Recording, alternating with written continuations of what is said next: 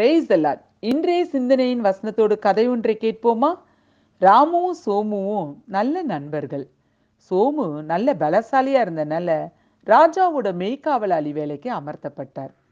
ராமு பலவீனமா இருந்தாரு, ஆனா ரதத்தை ஓட்டுறதுல திறமசாலி. அதனால ராஜாவோட ரதத்தை ஓட்டக்கூடிய அந்த ஓட்டுநர் வேலைக்கு அமர்த்தப்பட்டார்.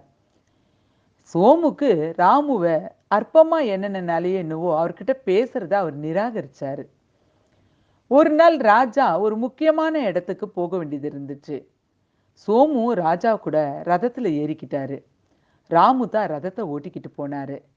எப்படியோ நல்ல மாதிரி அந்த ராஜா போக வேண்டிய இடத்துக்கு போயிட்டு திரும்பவும் அரண்மனைக்கு திரும்பும்போது அந்த மலை வழியா வரும்போது மலையிலேருந்து ஒரு பாறை உருண்டு வந்து ராஜாவோட ரதத்துல வேகமா மோதுச்சு. அதோட விளைவா படிக்கட்டு சுக்கு நூறா நொறுங்கி போயிடுச்சு. எப்படியோ பாதுகாப்பா ராஜாவை ரதத்துல கொண்டு வந்து ராமு அரண்மனையில விட்டுட்டாரு. அரண்மனையில நிறுத்தப்பட்ட ரதத்துல இருந்து ராஜா இறங்க முயற்சி பண்ணாரு. படிக்கட்டு அங்க இல்லை. ரதத்துக்கும் தரைக்கும் ரொம்ப தூரம் இருந்தனால ராஜாவால இறங்கறதுக்கு சிரமமா இருந்துச்சு. சோமு ராஜாவுக்கு முன்னாடி இறங்கி ராஜாவுக்கு கைகளை கொடுத்து இறக்கி விட முயற்சி பண்ணாரு. அப்பதான் ராமு கொஞ்சம் கூட யோசிக்காம வேகமா ஓடி வந்து படிக்கட்டு இருந்த அந்த இடத்துல குனிஞ்சி தான் முதுக காட்டினாரு ராஜாவுக்கு. ராஜாவுக்கு இது ஆச்சரியமா இருந்துச்சு. எப்படியோ ராமுவோட முதுகுல தன்னுடைய கால்களை வச்சு தரையில இறங்கிட்டாரு ராஜா. ராஜா அதுக்கு பிறகு வேகமா அரண்மனைக்குள்ள போய் மந்திரியார கூப்பிட்டாரு. மந்திரியும் ராஜா வந்ததும் வராம ஏதோ தன்னை கூப்பிடுறாரேன்னு வேகமா ஓடி வந்தாரு.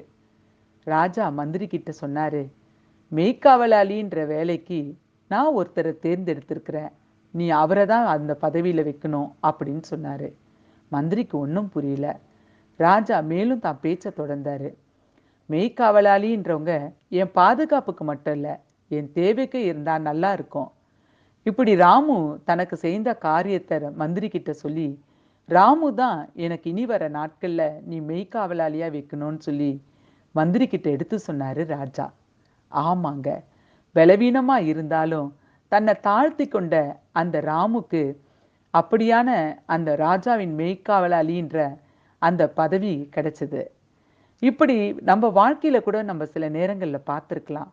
அற்பமா நினைக்கப்படுற மனிதர்கள் வாழ்க்கையில உயர்ந்த நிலைமைக்கு வர்றத வேதம் என்ன சொல்லுதுன்னு பார்க்கலாமா?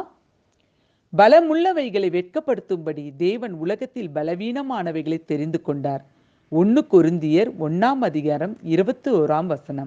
ஆமாங்க, ஒருவேளை நீங்க கூட அட நான் ரொம்ப பலவீனமானவ, எனக்கு அந்த தனிப்பட்ட திறமை இல்லை, நான் எப்படி வாழ்க்கையில முன்னேறதுன்னு துக்கத்தோட இருக்கீங்களா?